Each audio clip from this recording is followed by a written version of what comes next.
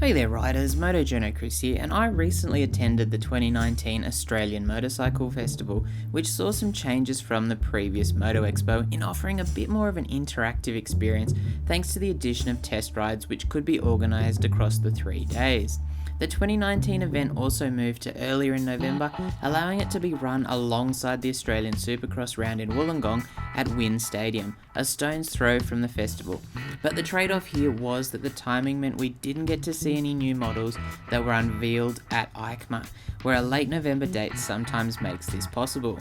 I head along and spent the Saturday wandering around, with the 2019 Australian Motorcycle Festival representing most of the motorcycle industry, allowing punters to sit on much of the available model range that's currently out, as well as organise a test ride on various machines, which is pretty cool. The test rides in particular seem an ingenious addition to me, as those looking to test a few machines they're interested in can try and line this up all on the one day, even when it's across various brands that would otherwise be hard to test back to back.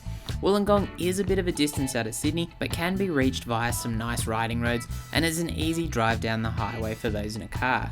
I carpooled with family to get there and found parking easy, although I did pay.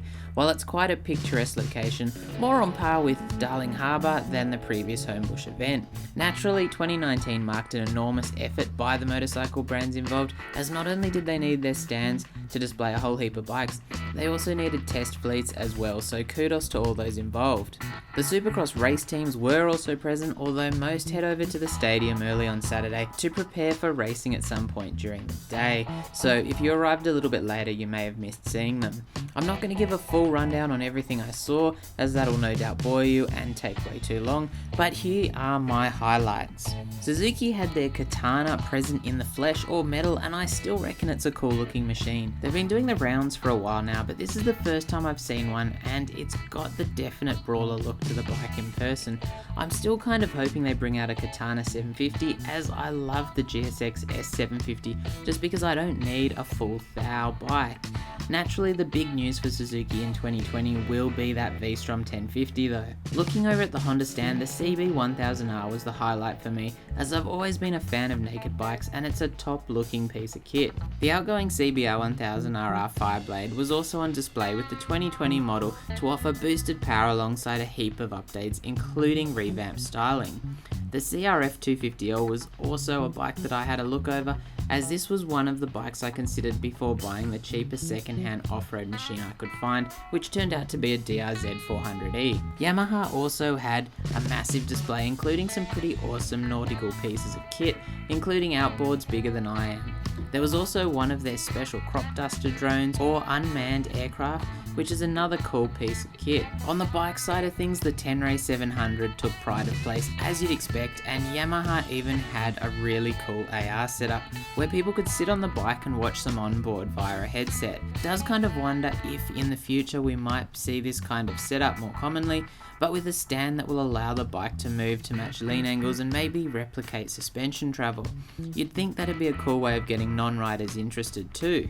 Harley had a big lineup of their bikes, with the Livewire providing something a bit different to their regular offerings, while the FXDR114 is always the bike that catches my eye. There was also a pretty cool trike out the front of their display for those interested in that extra wheel. Naturally, the Pan America touring bike and the Bronx Street Fighter will be the biggest news on the horizon for Harley Davidson in 2020, but it might be a while yet till we see those landing here in Australia. Kawasaki had their off-road range and Lambs machines out front, along with the Vulcan S Cafe setup, to show the differences that bars, pegs and seat make, giving riders, especially new riders, a bit more of an idea of how the different ergonomics can affect your ride. They also had this rather cool flag up to celebrate yet another World Superbike victory with their H2 models on display.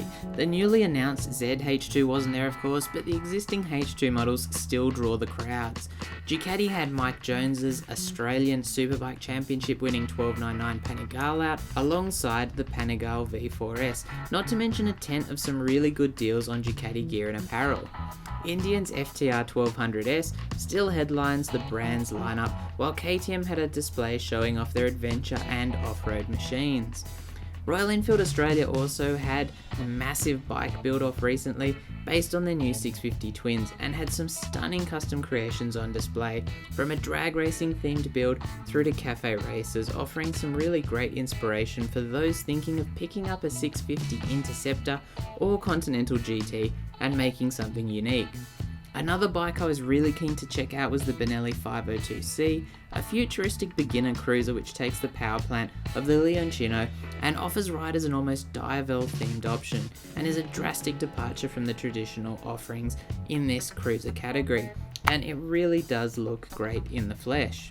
There was heaps more to see, from a range of the MV Agusta RC models through to offerings from SWM, Super Soco, Gas and OSET, alongside the fly racing range with some great deals on shark helmets, also seeing many riders walking around with a new lid. Another highlight for me was the presentation on Speedway, talking about what's involved in looking at one of the bikes, which really does look like a bicycle with an engine strapped onto it. Overall, a good day if you're into motorcycles and want to have a wander around a whole heap of different brand offerings, and definitely a good event to make a day of with mates. It's the ideal excuse to go for a great ride heading down south out of Sydney, and while it is a bit of a shame we didn't get to see the new 2020 models from EICMA, that's just the way it pans out sometimes, and there was still plenty of reasons for me at least to head along and have a good day out of it. Anyway, if you've enjoyed the video, don't forget to sub and hit that notification bell and leave a comment below on your thoughts, and as always, stay safe out there and thanks for watching.